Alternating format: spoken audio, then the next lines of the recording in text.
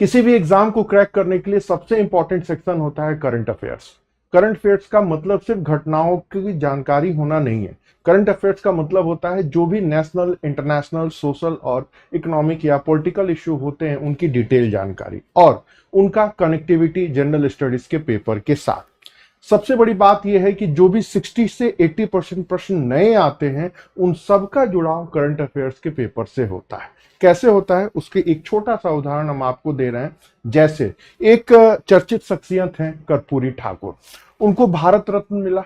उनसे जुड़े हुए कितने एस्पेक्ट हो सकते हैं, थोड़ी सी हम उनकी चर्चा करते हैं। जैसे उनकी जन्म, उनके मृत्यु, उनकी आइडियोलॉजी, उनके पॉलिटिकल गुरु, उनका पॉलिटिकल लाइफ कब से शुरू हुआ, वो किस काम के लिए फेमस हैं, वो बिहार के सीएम कब रहे, किस पार्टी से जुड़े रहे, उनको यह उपाधि किसने दी थी, उनसे जुड़ा हुआ पॉलिटिकल अचीवमेंट क्या है या उनकी उपलब्धि क्या है जिससे वजह से उनको भारत रत्न दिया गया।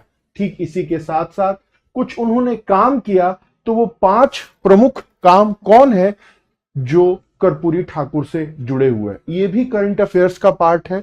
ये नहीं कि सिर्फ कर्पूरी ठाकुर को भारत रत्न मिला, जैसे वो 5 कार्य यही हैं। प्रश्न कैसे बनेंगे, तो मेंस का प्रश्न यहां ये बन सकता है। पीटी की जो प्रश्न की बात आती है वो ये है कि आरक्षण के मॉडल के रूप में जो कर्पूरी ठाकुर ने जिस पॉलिसी को इंप्लीमेंट किया, उस पॉलिसी की चर्चा आज पूरे भारत में हो रही है। न सिर्फ केंद्र सरकार वरन महाराष्ट्र सरकार ने भी कर्पूरी मॉडल को आज के समाज के लिए सबसे ज्यादा व्यवहारिक बताया है। फॉर एग्जाम्पल, उनके आरक्षण का मॉडल, उनका मोटिवेशन कहां से मिला, उनके लिए उन्होंने किस आयोग का गठन किया, आयोग ने कब रिपोर्ट दिया, आयोग का रिपोर्ट कब इंप्लीमेंट हुआ, इस आयोग ने किस नेशनल लेवल के कमीशन को मोटिवेट किया, उनका जो एक मॉडल था वो मॉडल क्या है, कितने प्रतिशत रिजर्वेशन देने की बात कही, उसके ऊपर रिएक्शन क्या रहा और फिर इनका रिजल्ट क्या। ठीक उसी के साथ साथ भारत रत्न जब कर्पूरी ठाकुर को दिया गया तो भारत रत्न पाने का क्रम उनका कितना है, मरने के बाद पाने वाले व्यक्तियों में कितने नंबर के हैं, भारत रत्न पाने वाले में बिहार के जुड़ी हुई विभूतियों में उनका कौन सा रैंक है। जो मेंस के भी प्रश्न बनते हैं वो इन्हीं से बनते हैं, एकदम नए बनते हैं।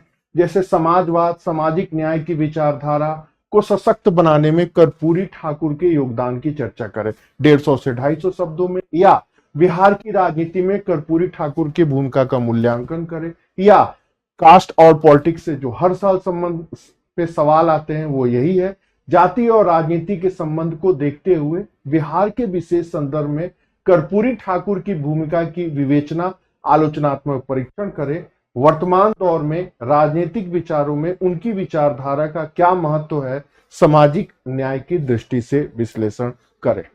कारण कहीं ना कहीं केंद्र और राज्य की राजनीति से जुड़ा है। कभी एक दूसरे के घोर विरोधी रहे राजनीतिक दलों के द्वारा कर्पूरी ठाकुर को मरणोपरांत भारत रत्न को दिया जाना एक बड़े आश्चर्य की घटना है।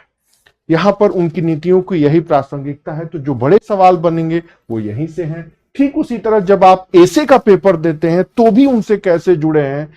3 खंड होते हैं। पहला, सोशल जस्टिस की नीड और इंपॉर्टेंस। दूसरा, जो बिहार स्पेशल के रूप में आ सकता है, 100 वर्षों में 90, 100 में 9 शोषित बा, शोषित ललकारत बा, धन धरती और राजघाट में 90 भाग हमार बा। ये स्टेटमेंट कर्पूरी ठाकुर का दिया हुआ है, यही ऐसे में आ सकता है। या इसी तरह, अधिकार चाहो तो लड़ना सीखो, पग पर अड़ना सीखो, जीना है तो मरना सीखो, ये भी बिहार से जुड़ा हुआ। तीसरा, उठ जाग मुसाफिर भोर भई, अब रैन कहां जो सोवत है। ये स्टेटमेंट इतना पॉपुलर है जो कर्पूरी ठाकुर से जुड़ा हुआ है। तो कर्पूरी ठाकुर को सिर्फ भारत रत्न मिल गया ये करंट अफेयर्स नहीं है। अभी हमने देखा कि पीटी से कैसे जुड़े हैं, मेंस से कैसे जुड़े हैं, एसी से कैसे जुड़े हैं। इसके साथ एक अन्य और बातें हैं जो कर्पूरी ठाकुर के जीवन से जुड़ी हैं, जिनकी चर्चा आमतौर पर एजुकेटर या टीचर लोग नहीं करते हैं। अखबार का डेट मैंने बता दिया है, 24 जनवरी 2024 पटना एडिशन हिंदुस्तान टाइम्स में निकला था कि मुख्यमंत्री रहते हुए भी कर्पूरी ठाकुर किस प्रकार की समाज की राजनीतिक जातिवादी वेदना को झेलते हैं और उनका रिएक्शन क्या होता है। फॉर एग्जाम्पल, कर कर पूरी कर पूरा, छोड़ गद्दी धर उस्तरा। ये जानना चाहिए आपको कि एक सीएम जो नाई जाति से रिलेटेड थे, जब सीएम बने तो विपक्ष के साथ साथ भारत और बिहार के लोगों ने किस प्रकार का स्टेटमेंट दिया। पहला स्टेटमेंट। दूसरा देखिए, ये आरक्षण कहां से आई, कर्पूरी की माई भी आई। ये मां की गाली दी गई एक सीएम को। ये उस समय की बात है। सोचिए कितनी वेदना उन्होंने झेली होगी। एमए बीए पास करेंगे, कर्पूरी को बांस करेंगे। ये भी स्टेटमेंट था जब उन्होंने आरक्षण के मॉडल को लॉन्च किया। दिल्ली के चमरा भेजा संदेश, कर्पूरी केस बनावे, भैंस चरावे राम नरेश। ये लगभग 4 स्टेटमेंट है। डेट मैंने बता दिया है कि इस तरह के स्टेटमेंट 24 जनवरी 2024 को ये पटना एडिशन हिंदुस्तान टाइम्स में निकला था। ये मुख्यमंत्री की वेदना है, ये मुख्यमंत्री पद की गरिमा को किस तरह ध्वस्त करते हैं, ये स्टेटमेंट आपके सामने है। इसी संदर्भ में अगर कर्पूरी ठाकुर ने वो लड़ाई नहीं लड़ी होती, समाज के वंचित वर्गों के लिए उन्होंने हक की बात नहीं की होती, तो आज जो सामाजिक न्याय की भावना है वो 100% प्रतिफल के रूप में हमें दिखाई नहीं देता। तो मुद्दा सिर्फ कर्पूरी ठाकुर नहीं है, मुद्दा है कर्पूरी ठाकुर ने जो एक संघर्ष किया, जो उन्होंने राजनीति की लड़ाई लड़ी और एक लंबा संघर्ष किया, आज उसी का प्रतिफल सामाजिक न्याय के रूप में पूरे भारत में दिखाई देता है। तो ये कर्पूरी ठाकुर से जुड़ा हुआ एक छोटा सा लेक्चर का प्रोग्राम था, जिसमें हमने पीटी, मेंस, एसे और इंटरव्यू से जुड़े हुए सारे एस्पेक्ट्स को कवर किया।